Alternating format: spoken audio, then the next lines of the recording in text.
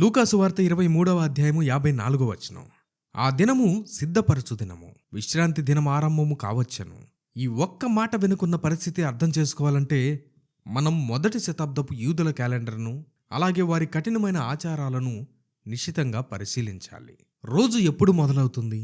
మన ఆధునిక క్యాలెండర్ ప్రకారం రోజు అర్ధరాత్రి 12 గంటలకు మొదలవుతుంది. అయితే రోమన్లు, గ్రీకులతో సహా ప్రపంచం మొత్తం ఒకలా ఉంటే యూదుల క్యాలెండర్ మాత్రం పూర్తిగా భిన్నంగా ఉంటుంది.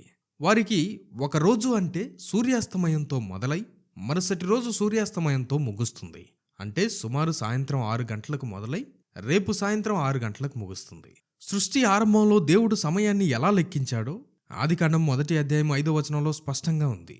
అస్తమయమును ఉదయమును కలుగగా ఒక దినమాయను. అలాగే దేవుడు వారికిచ్చిన ఖచ్చితమైన క్యాలెండర్ నియమం లేవీయ కాండము 23వ అధ్యాయము 32వ వచనంలో చూడొచ్చు. సాయంత్రము మొదలుకొని మరునాటి సాయంత్రము వరకు మీరు మీ విశ్రాంతి దినమును ఆచరింపవలెను. అందుకే యేసుక్రీస్తు మధ్యాహ్నం 3 గంటలకు ప్రాణం విడిస్తే మరో 3 గంటల్లో అనగా సాయంత్రం 6 గంటలకు సూర్యుడు అస్తమిస్తాడు. అక్కడితో శుక్రవారం ముగిసిపోయి శనివారం సబ్బాతు రోజు మొదలైపోతుంది. మనం ఇందాక చెప్పుకున్నట్లు సాయంత్రం 6 గంటల నుండి అంటే సూర్యాస్తమయం నుండి వాళ్లకు రోజు మొదలవుతుంది.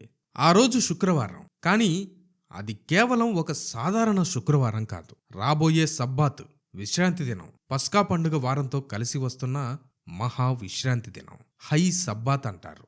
యోహాను సువార్త 19వ అధ్యాయం 31వ వచనం. ఆ విశ్రాంతి దినము మహాదినము అంటే హై సబ్బాత్ లేదా గ్రీకులో మెగాస్ షబాటన్ అని అంటారు. యూదులకు పస్కా పండుగ మరియు పులియని రొట్టెల పండుగ కలిసి వచ్చే వారం అది. ఆ పండుగలోనే వచ్చే మొదటి రోజును కూడా ప్రత్యేక సబ్బాత్గా ఆచరిస్తారు. యేసు సిలువ వేయబడిన ఆ సంవత్సరంలో వారం వారం వచ్చే సాధారణ సబ్బాత్, అలాగే పండుగ వలన వచ్చే ప్రత్యేక సబ్బాత్ రెండూ ఒకే రోజున కలిశాయి.